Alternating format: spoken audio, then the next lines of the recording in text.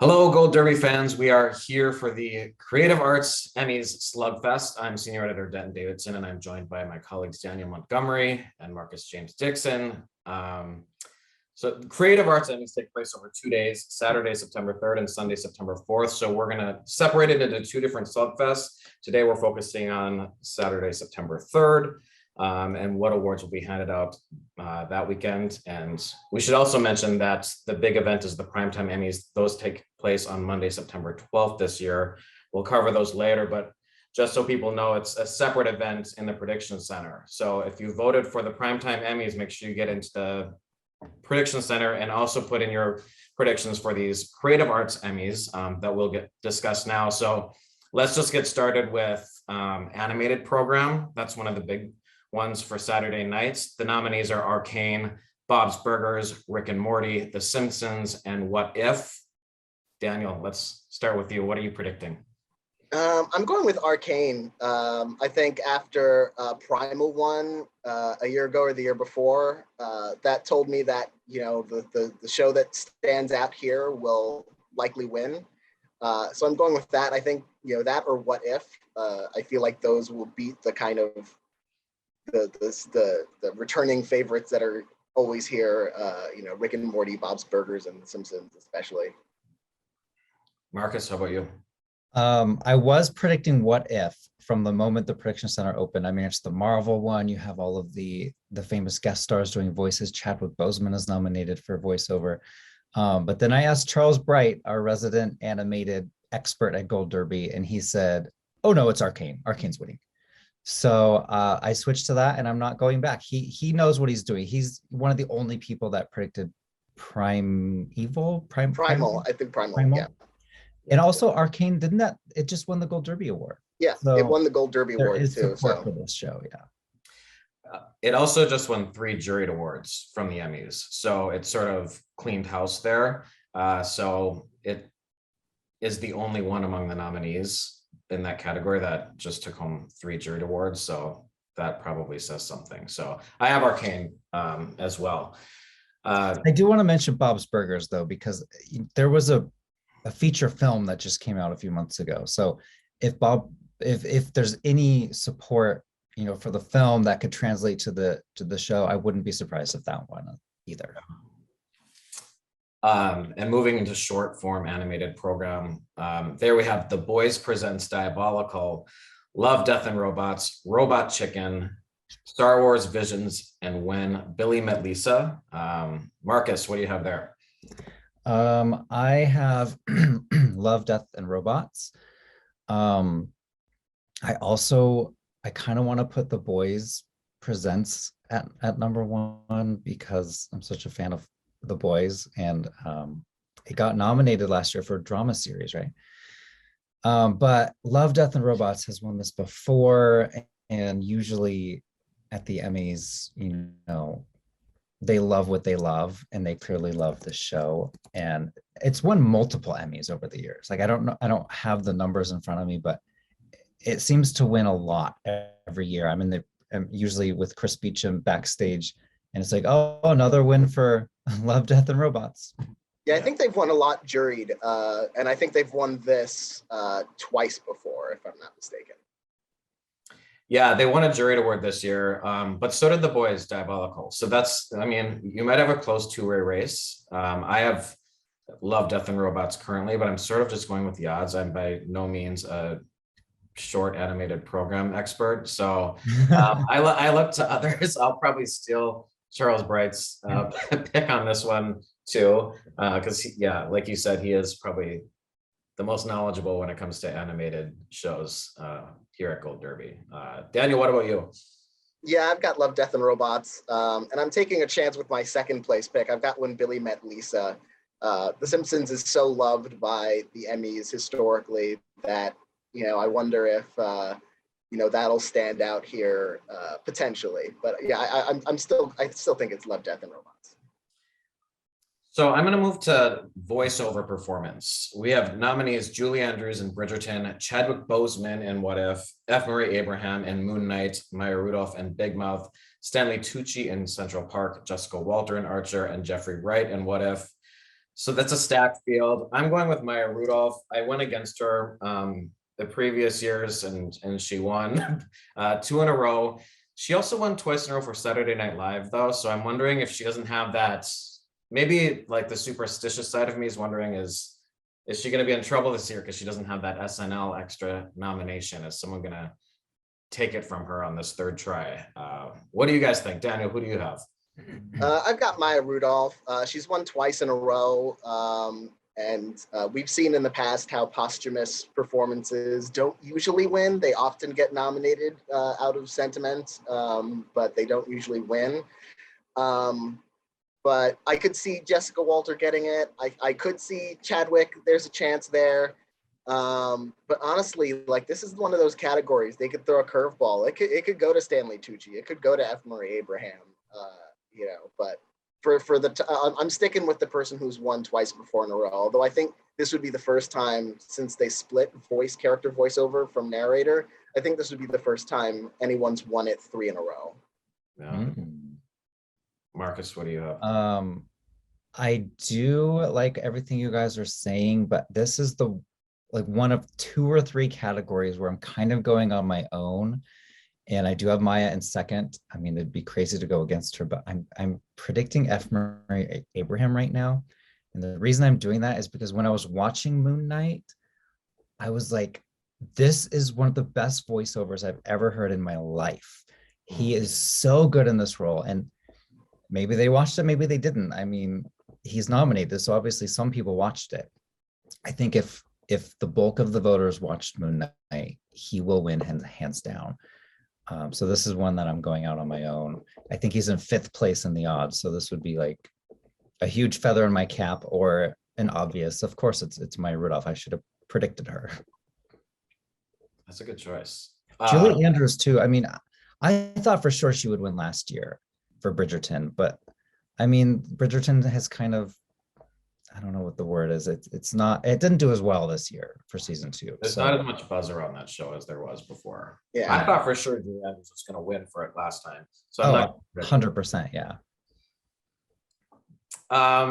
Let's talk about documentary series. For that one, there's 100-Foot Wave, the Andy Warhol Diaries, The Beatles Get Back, Genius, a Kanye trilogy, and we need to talk about Cosby. I'm going with Beatles to get back on this one just because it's been winning awards throughout the year. It's the Beatles, and maybe Andy Warhol can sneak in there. Maybe this Cosby controversy could sneak in, but for me, the Beatles is the safe bet. What about you, Marcus? Yeah, I'm looking at the Odsicle Derby, and the Beatles is way out front. Like, yeah, second place only has 50 people predicting it to win. I do think we need to talk about Cosby is bet. It has a better chance than our odds would suggest it does. It's W. Kamau Bell. Was it HBO? I think it was Showtime. Showtime. Okay, sorry. He's also nominated for Narrator, so it's got other recognition. And it feels more important than the Beatles does. So I am going out on a limb on this category as well. But don't worry, the rest of the ceremony, I'm pretty boring. But this one, I am going with Cosby. Yeah. What about you, Daniel? I've got Beatles. It just seems to have all the buzz and attention to it. It had so much attention when it came out. It's got Peter Jackson, who is, major pedigree. But I do have, we need to talk about Cosby as a close second. I don't think it's as locked for Beatles as we'd think, especially with even more so than the importance factor, the W. Kamau Bell factor, the fact that he's won so many times with United Shades of America. I think they like him enough that he has a really good shot here. So then moving on to documentary special, we've got Controlling Britney Spears, George Carlin's American Dream, Lucy and Desi, The Tinder Swindler, and am I missing one? Which one am I missing? We Feed People. We Feed People. Sorry, We Feed People. I'm going with Lucy and Desi just because they're such an iconic couple. I mean, it's a Hollywood story from a Hollywood director, Amy Poehler. So, I mean, it's just so hard to look away from that. But I think the George Carlin docuseries was really good. And I was fascinated by that. I didn't know maybe as much about him as I thought. And there could be a strong vote for that one. What do you guys think? Daniel, where are you at on this one? I'm on Lucy and Desi, but I have been so tempted for such a long time to switch to George Carlin. I feel like, you know, the reception for that was so strong. And, you know, while Lucy and Desi is about a legendary, you know, TV couple, like George Carlin is also a legendary entertainer. So, you know, it's really close. This might be one of those where I decide to go out on a limb. Yeah. But I haven't yet. Right now I've got Lucy and Desi, but by Creative Arts Emmy night, I might have switched to George Carlin.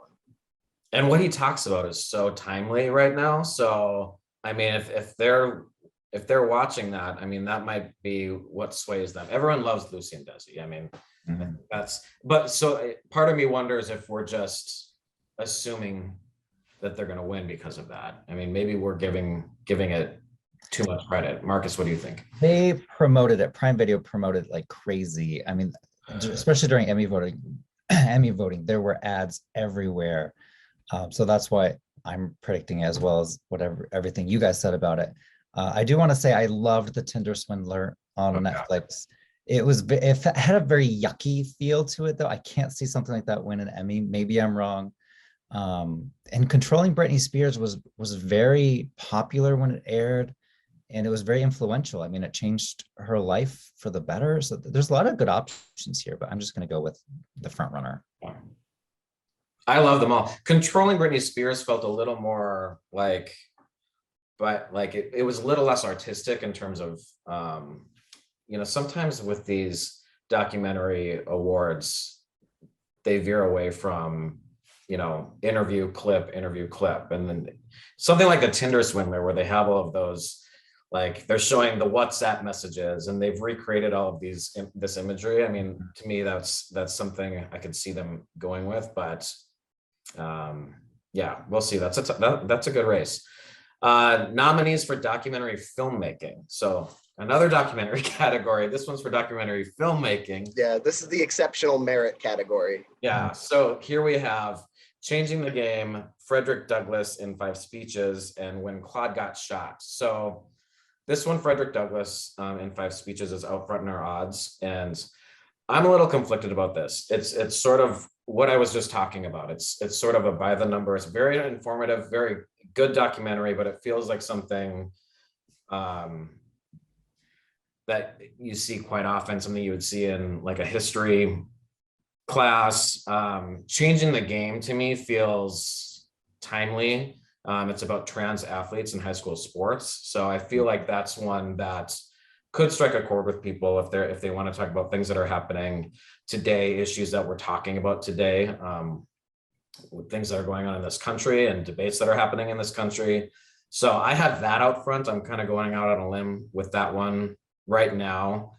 When Claude Got Shot, I mean, not for nothing, I can't seem to be able to watch that. I don't know. I haven't seen it. I've been trying. It was on PBS. I can't find it. So for all I know, it's phenomenal and could win, but I have not been able to see that one. Snoop Dogg is a producer of that one, of When Claude Got. Snoop Dogg is a producer of that. So reach out to Snoop. He'll give you. I hope they can get it out to more, make it more available to see. What do you have out front? First of all, this category, I don't understand this category. We don't need an exceptional merit in documentary filmmaking category. This used to be the Oscar nominee category, where all of the nominated documentaries and those that didn't get nominated would show up here. But there's a new rule that, you know, if you're trying for an Oscar, you can't try for an Emmy anymore, which I think we all agree that is a good thing. This one, I'm just going to go with the front runner, Frederick Douglass. It was HBO Max. I would say it's probably the most watched of the 3. I also don't know why are there 3? Why are there not 5 when there's 5 in all the other categories? This category just blows my mind every year. And it's a juried award. It's not an area award. it's a weird category. I think it's the way it's supposed to work is it's sort of like the MTV Video Music Award for like video for good. It's like their social justice documentary category. Oh, I I didn't know think. that. I think. That sort of makes sense based on what they nominated. Yeah, but still, like considering, you know, stuff that gets nominated for documentary specials sometimes, it's like you're going to get social issue documentaries there too. So yeah, I agree. We don't really need an extra category to honor more or less the same thing. Mm-hmm.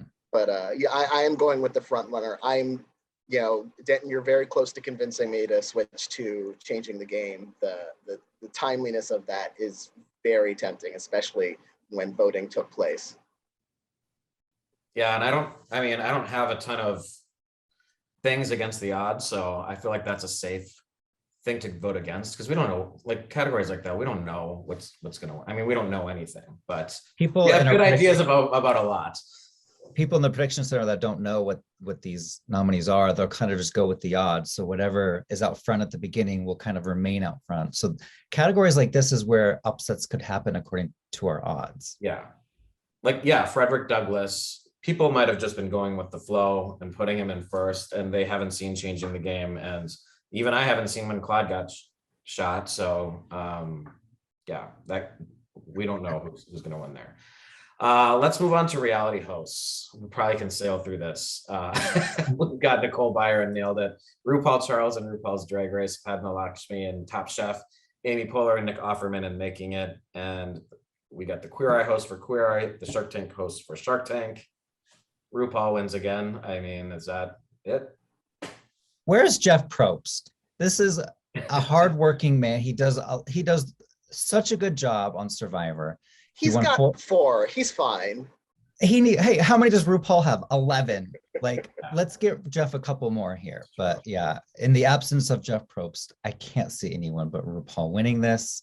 Daniel, you talked about RuPaul's numbers in an article you wrote, right? Yeah, RuPaul has won more Emmys than any other Black individual in Emmy history. He set that record last year by winning 3 reality host, reality competition, and unstructured reality series.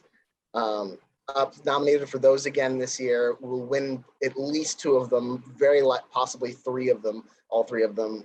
So yeah, we're going to see that record extended, and here is probably the most certain place where it will be. Yeah, and even if you lost this one, you just ride till the wheels come off. I mean, you don't predict against it at this point. You just you get it wrong the first time, and then you stop predicting him. But let me ask you guys: if you were Emmy voters and you knew RuPaul was out front, who would you vote for? Because I think, as much as I love RuPaul, I would go with Nicole Byer here because she also does a really good job on her show, and she's never won an Emmy. So that would influence me as a voter. And see, there's your problem. You don't have a very clear alternative to go to, because I would give it to Padma. She's been doing this even longer, and she hasn't won as a host for Top Chef. And I would just vote for RuPaul. I don't care how many Emmys you have. If I think you're still the number one, I'll keep voting for you.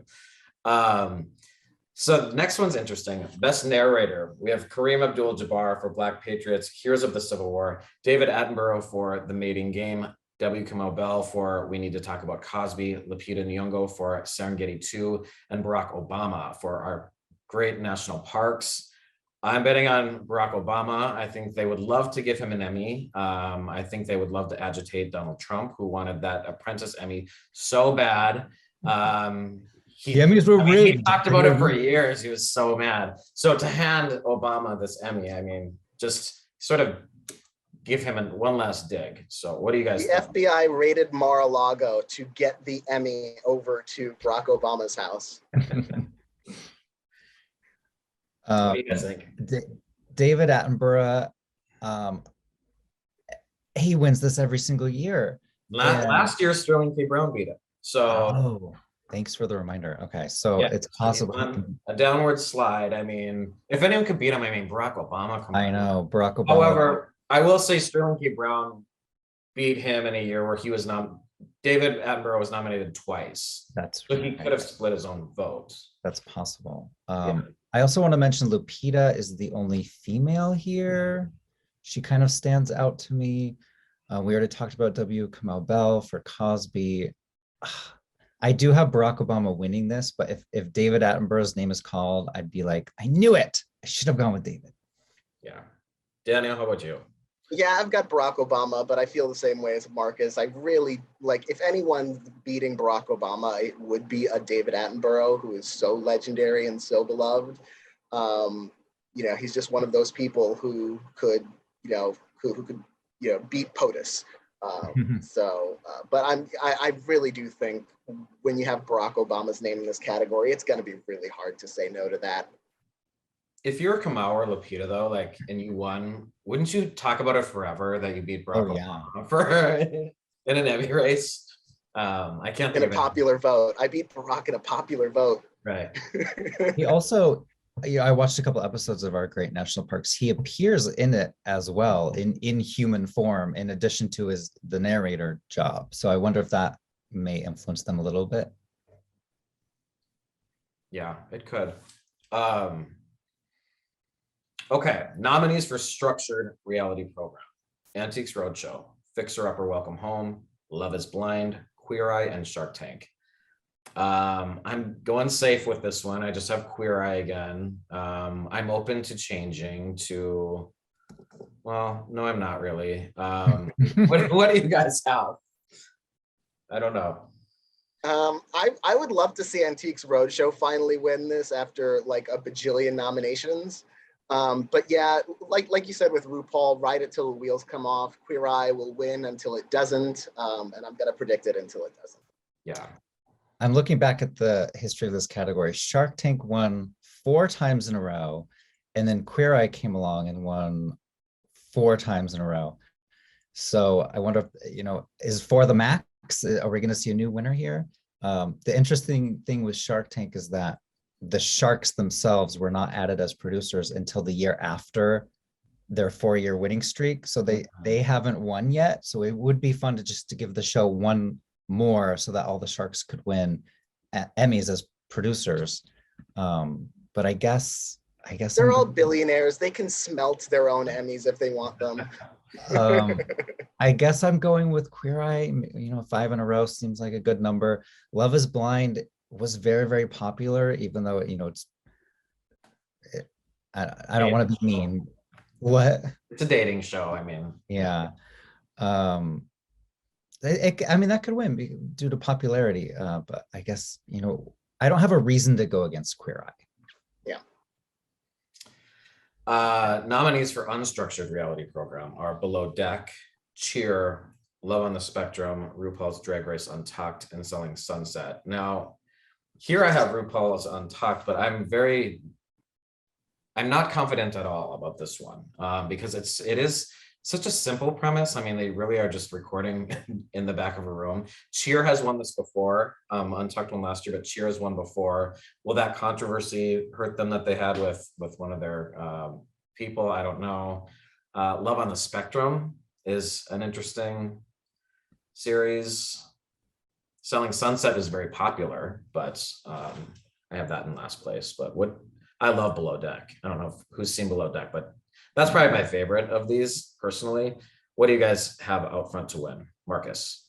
I just have a quick question. United Shades of America won this category 3 times between 2017 and 2019. And then did they switch categories? Because they weren't nominated for the past 3 years. Yeah, I think they moved that to Best Hosted Nonfiction Series or Special. I don't know if it aired any episodes this past eligibility period. It's not nominated this year. But yeah, that's where that went, I'm pretty sure. Gotcha. Because I would be predicting that is the point I was trying to make, but it's not up here. So, I mean, I do feel like Untucked winning last year was more about kind of a lack of competition than how great the show is, because it is just a simple show. You set up a camera and watch them talk. Cheer won this for season 1 2 years ago. Cheer is back for season 2. There was a lot of controversy with with one of the contestants, so it's possible that could hurt the show. It's also not as popular as it used to be in season one, but I think I may go with Cheer here. This is a tough one. I'm starting to wonder if they just start name checking RuPaul. Yeah. Some of these things, if they don't know. And I don't know if there is a great alternative here other than maybe Cheer, considering it's one before. Daniel, what do you have? I have RuPaul under the theory of they're just kind of checking off names, and RuPaul's Untucked was nominated for like 5 years and didn't win, and then it finally won, as Marcus said, when the competition kind of opened up for it. But I think the one to watch for is Love on the Spectrum, because it feels important, and Cheer has that kind of stigma to it that might make it hard to vote for again. So I've got RuPaul, but if Love on the Spectrum wins, I won't be surprised. I will be surprised if Selling Sunset or Below Deck wins. Yeah, I will too. So next we're going to get to these variety specials and sort of cruise through these as quickly as we can. But variety special live nominees are Grammy Awards, live in front of a studio audience, the Oscars, the Super Bowl halftime show, and the Tony Awards presents Broadway's Back. And these are so different from each other. It's hard to know like what criteria they're even going for. I'm going with the Super Bowl halftime show. It keeps losing though. Like it hasn't won, but I think this year was as iconic as ever, if not more. It's the first time hip hop was the focus of the show. I might be a little biased because I got to interview the director, Hamish Hamilton, and he's a fascinating person, and it's incredible to me what he's able to put together. So I have the Super Bowl halftime. What do you guys have for now? Daniel. I've got Tony Awards presents Broadway's Back. It's got, Tony Awards have won before, not for a while, but they've won before. And the fact that they were off for so long and they finally came back because of COVID, I feel like the sentiment's going to be there. And I've got live in front of a studio audience in second place. Again, just out of that road, it keeps winning, so maybe it'll just win again. And then I've got the Oscars in third, which has its own stigma that I don't think they should blame on the producers, because otherwise it was a well put together show. Yeah. So yeah, those are the three that I'm between. Yeah, the Oscars are in fifth place in our odds, and I think that's because of the Will Smith slap, which is, as you say, is not the fault of the producers. But I have live in front of a studio audience winning. They won this in 2019 and 2020. And they weren't even eligible last year, I don't think. So so this would be three for them. Yeah. I believe this is the first category where we have three of us and three different predictions. Yeah. But live in front of a studio audience, I mean, they're not nominated for anything else this year, correct? So that's different for them. Tough category, yeah. Yeah. This one I wouldn't really be surprised to see any of them win, except for, I do agree with you that the Oscars are probably being slighted for something that's not their faults. Variety special recorded nominees are Adele, One Night Only, Dave Chappelle, The Closer, Evening with Tony Bennett and Lady Gaga, Harry Potter, 20th Anniversary, and Norm Macdonald, Nothing Special. I think our odds have Norm Macdonald out front, but I'm going with Adele just because Adele doesn't really lose things yet. I'm waiting for her to keep losing things, but she doesn't. So right now I have her out front, and I have Tony Bennett and Gaga in second for me, actually. What about you, Marcus? I do have Norm Macdonald in first. He passed away tragically, way too young, and he's so beloved in the industry. It would surprise me if he lost. Dave Chappelle is interesting because the special, it was so controversial. Yeah. But he does win a lot of Emmys, so I could see the Emmys being like, we still love you, Dave, and I could see them giving it to him. The Norm Macdonald, I just wonder because he sort of set up his own camera and recorded himself, so it's not really him I'm voting against. It's just like, are they gonna vote for something that he sort of recorded on his cell phone? It appears I could see them voting for him and not even watching it. Yeah. Could happen. Daniel, what do you think? Yeah, I've got Norm Macdonald. I think we talked about in voiceover performance, sentiment doesn't always rule, but occasionally it does. We've seen like Anthony Bourdain win multiple Emmys posthumously. So I think we'll see a similar thing here. And if not him, I think there's also sentiment behind Tony Bennett and Lady Gaga. Tony Bennett's specials have won before. He is in, kind of the advanced stages of Alzheimer's. So this is probably going to be the last chance to award him for much of anything at this point. So Adele I've got in third, just because Adele does lose Emmys. I will tell you, she has been nominated for Emmys before, and she hasn't won one yet. Well, then you maybe convinced me. Maybe I'll make a switch.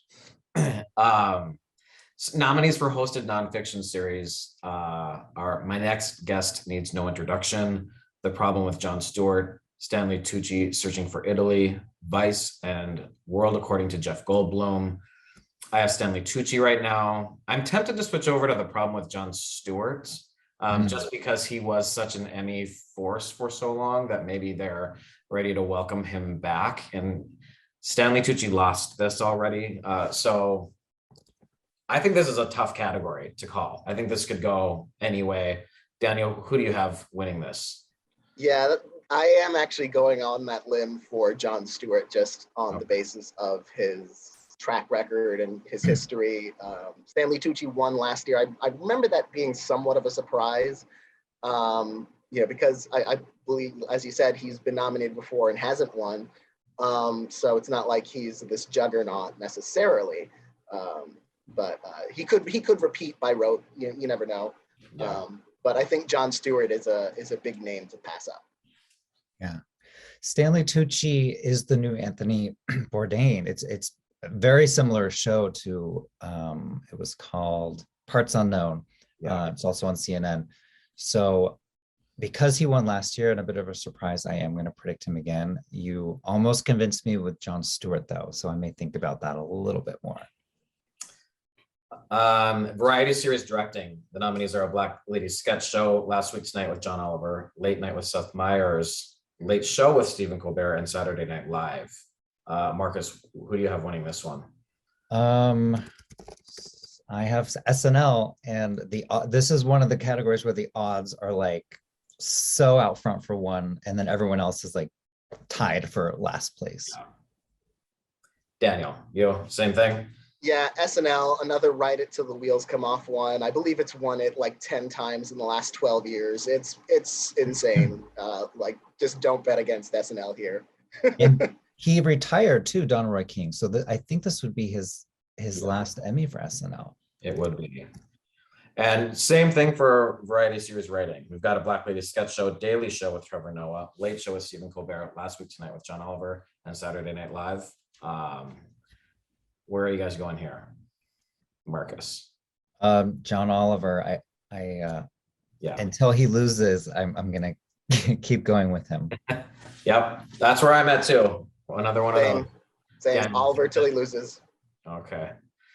Well, let's kind of call it here, and I'm just going to remind people, go over to our prediction center and vote for both the Primetime and the Creative Arts Emmys, because there are two separate events in our prediction center. So we want to make sure you are able to win both of those. And we'll be back with more Slugfest. As I said earlier, we'll have night 2, Sunday Creative Arts Emmys, and another Slugfest. And then the Primetime Emmys will be another one after that. So keep coming back for more.